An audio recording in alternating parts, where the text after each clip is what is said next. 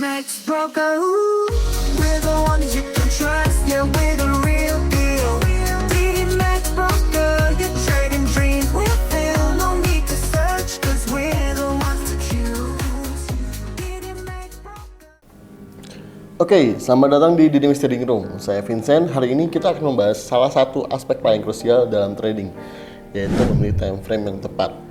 Pemilihan time frame yang sesuai bisa menjadi perbeda antara profit dan loss. Jadi, pastikan Anda menyimak penjelasan ini sampai habis. Pemilihan time frame dalam trading tidak hanya sekedar jangka waktu chart, tetapi juga mempengaruhi cara kita melihat pasar dan mengambil keputusan apakah Anda seorang trader harian atau swing trader. Memahami time frame adalah kunci untuk meraih konsistensi dalam trading. Banyak trader, terutama yang baru sering kali terjebak dalam pemilihan time frame yang tidak sesuai dengan strategi mereka. Misalnya seperti ini. Swing trader yang menggunakan time frame M15. Nah, ini kan nggak mungkin ya, karena swing itu kan jangka panjang, tetapi dia menganalisa menggunakan time frame M15. Nah, hasil apa? Biasanya akan banyak signal-signal palsu yang diberikan oleh time frame kecil. Sementara seorang scalper mungkin kehilangan momentum jika hanya melihat time frame harian. Nah, seorang scalper jangan sampai menggunakan time frame D1, karena itu kebalik ya. Yang betul itu adalah swing menggunakan time frame D1 dan pengguna scalper menggunakan time frame M15 sampai M5 atau bahkan M1. Dan pengambil keputusan yang salah ini pada akhirnya akan mempengaruhi hasil dari trading kita. Untuk memberikan gambaran lebih jelas, mari kita lihat bagaimana time frame bekerja dalam praktek. Time frame besar seperti harian atau 4 jam digunakan untuk melihat tren utama. Ini membantu kita memahami apakah pasar sedang dalam tren naik atau turun secara keseluruhan. Ada dua aturan utama dalam memilih time frame. Pertama, yaitu selalu memulai analisa dengan time frame yang besar untuk mendapatkan gambaran tren besar atau tren utama. Kedua, gunakanlah time frame kecil untuk mengatur entry dan exit, dan lebih tepat dengan mengikuti aturan ini. Anda akan lebih mampu mengikuti arah pasar dengan baik dan menghindari noise yang seringkali menyesatkan.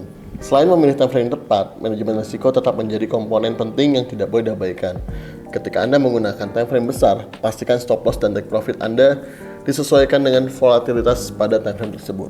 Oke, jadi itu penjelasannya. Sekarang kita lanjut ke prakteknya aja. Bagaimana sih cara mengaplikasikan atau cara menganalisa kita menggunakan multi time frame atau cocoknya itu dengan time frame berapa? Ya. Di sini, kalau misalkan kita lihat dalam chart ini ya, ini chart H1 dari XAUUSD. Kalau dalam pandangan H1-nya, maka ini bisa dikatakan adalah tren di mana ini saat ini ada sideways. Bagaimana lihatnya? Karena di sini gerakannya lurus cukup lama ya. Ini high terakhir, lalu ini low terakhir. Ya. Dan harga beberapa hari kemarin ke belakang ini berjalannya di sini ya. Sama banget antara 2530 sampai 2471. Yang artinya apa? Selama harga masih di range sini 2530 sampai 2471, itu harga gold itu sedang sideways. Seperti itu. Cuman dalam sideways pun biasanya ada dua tren ya, ada tren besarnya dan tren kecilnya. Jadi dalam sideways ada tren lagi gitu. Nah, kalau misalnya kita perkecil lagi H1 dengan tampilan seperti ini ya. Perkecil lagi, tapi dengan menggunakan H1 ya. Di sini kita lihat nih, kalau kita menggunakan separator hariannya, ini telah membuat lower low ya. Jadi kalau kita lihat di sini, ini low-nya berhasil membuat low baru. Ya, jadi ini pun sama. Ini ada high, ya, ada tertinggi kemarin dan terendah yang ini baru. Jadi bagaimana? Kalau adalah dari H1 ini sebenarnya dalam market turun ya, tapi masih belum dikatakan turun apabila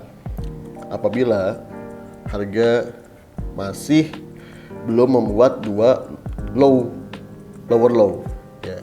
Nah, kapan bisa dikatakan tren turunnya? Bisa dikatakan tren turun apabila jika di sini ya, di sini nih dia membuat seperti ini. Nah, ya, jika seperti ini maka jadinya tren turun gitu. Kalau sekarang H1 baru mau untuk tren turunnya seperti itu. Jadi kalau misalkan seperti ini, kita udah dapat bayangan kan bahwa harga mau ke bawah. Nah, untuk mencari base entry-nya, kita bisa cari ke M15 atau time frame lebih kecil. Jadi ketika menggunakan H1 udah kelihatan arahnya, maka kita gunakan atau pindah ke time frame lebih kecil. M15 contohnya. Nah, di M15 ini tunggu sampai candle pembalikan. Ya, biasanya atau di M5 ini, M5 sih biasanya banyak noise-nya ya, banyak signal-signal palsunya. Tapi kalau di M15 ini cukup untuk analisa. Dan entry-nya pun di situ cukup. Contohnya ya, ketika udah ambil M15 ya, ke M15 ini, maka kita bisa dapatkan acuan entry-nya. Bisa menggunakan bearish engulfing, bisa menggunakan teori trend juga ya, trend kecilnya, atau bisa menggunakan support resistance di time frame kecil. Kalau di sini saya menggunakan pola biasa yang sering saya lakukan ya. Ini menggunakan pola bearish engulfing.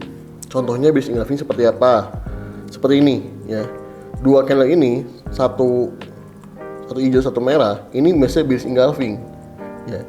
Ini bearish engulfing. Jadi ketika masuk bearish engulfing, maka kita bisa ambil sell di candle berikutnya. Jadi di sini pun sebenarnya udah masuk sell ya, udah masuk sell di sini tuh di harga 2515 gitu. Lalu apa yang terjadi? Yang terjadi malah harga naik ke atas. Tapi nggak masalah karena acuan kita dasar pengambilan analisa kita dari H1, maka biasanya stop loss yang tepat adalah menempatkan stop loss di atas resisten atau dari high sebelumnya. Jadi kalau misalnya kita ambil resisten kemarin kan di harga 252 berapa ini? 2529 ya, 2529. Nah, kita bisa gunakan stop loss di atas itu 2529, berarti stop lossnya sekitar 2533 atau 2535, sekitar situ aja stop lossnya. Nah, untuk entry-nya kita di sini ya. Dan untuk take profitnya, karena kita paham bahwa harga akan membuat lower low, seenggaknya kita bisa gunakan Fibonacci ekspansi atau yang lainnya. Kalau Fibonacci ekspansi kita bisa gunakan dari sini nih. Nah, seperti ini ya. Tarik aja di sini ya. Anggapnya ini belum terjadi ya. Maka kita ambil tapnya di harga sini 24 poin berapa ini? Poin 2497 atau 2496 gitu ya. Jadi seperti itu korelasi multi time frame. Jadi kita gunakan H1 untuk analisa ya, dan gunakan time frame kecil untuk entry-nya. Kalau saya biasanya menggunakan pola candle bearish engulfing. Jadi ketika udah muncul bearish engulfing atau evening star atau three inside down, itu biasa saya langsung masuk gitu. Jadi 3 pola candle tadi mendukung sekali untuk entry di time frame kecil.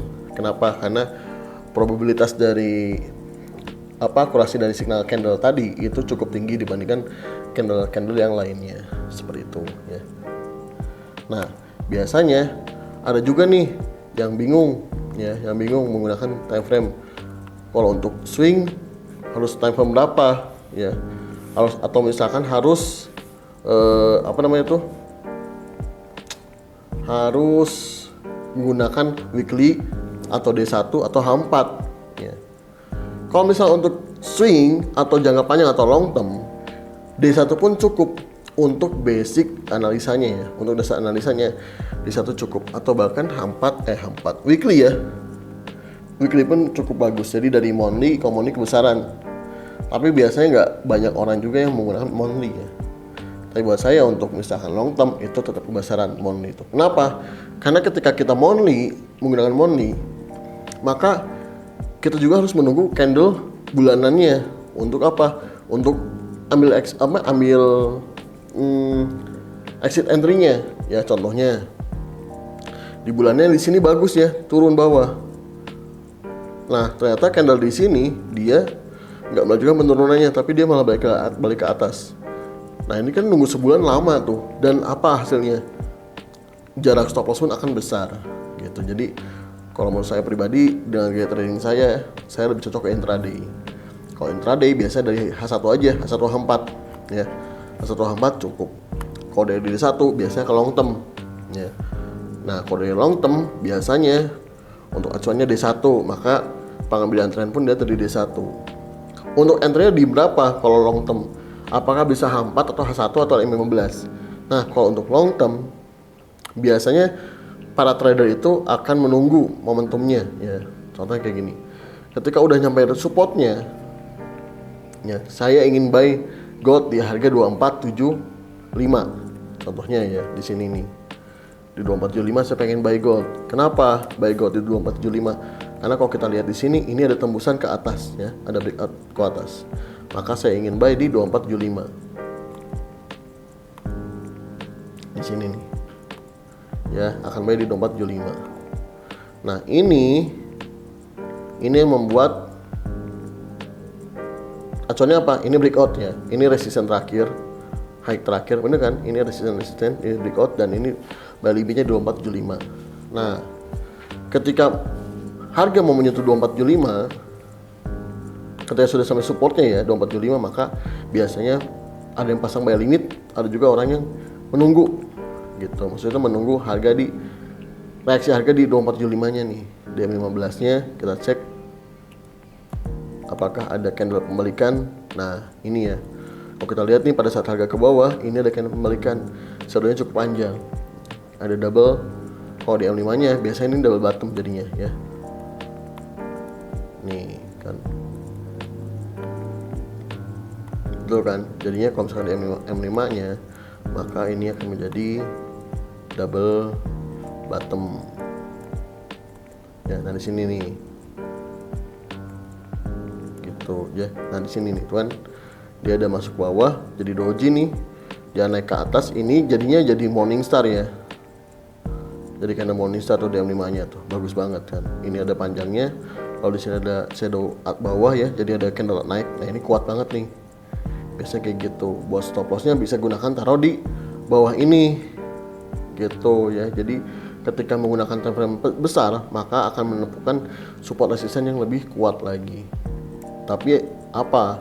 Satu, lama ya, lama kejemputnya. Yang kedua adalah bisa juga acuannya juga berubah-ubah, ganti-ganti gitu. Karena kan kalau misalnya kita lihat dari sini ya, kalau misalnya lihat dari H1-nya, ini kan M5-nya ya, ini turunannya benar-benar kuat banget tuh dari atas kan.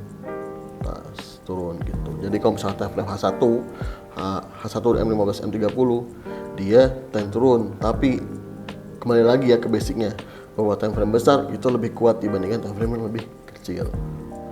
Seperti itu ya, multi time frame itu. Jadi sah aja kita menggunakan multi time frame. Atau ada juga trader yang sekarang itu nggak suka menggunakan multi time frame. Jadi hanya fokus H4 ya udah H4, atau H1 ya udah H1, seperti itu. Ya, jadi untuk para penonton di Dimex Official, contoh kayak gini ya, yang sekarang nih SAU. Ini ada contoh bagus. H1-nya, kalau di H1 ini harusnya udah melanjutkan pergerakan turunan dari kemarinnya ya. Ini kan kemarin turun, lalu dia naik ke sini, lalu kita pindah ke M15. Di si M15 ini ada pola lagi ya, pola bearish engulfing. Nah, bearish engulfing ini berarti kita bisa ambil sell gitu. Nah, ambil sell di sini di harga 2517 ya, 2517 sellnya. Lalu stop lossnya kayak tadi itu 2533. Oke, stop lossnya 2533. Nah di sini nih 2533. Lalu TP-nya di harga 2496 gitu. Ya, 2496 bisa, atau 2500 bisa, pokoknya bebas. Oke, sekian dari video saya. Semoga bermanfaat, semoga membantu, dan jangan lupa untuk komen di video ini.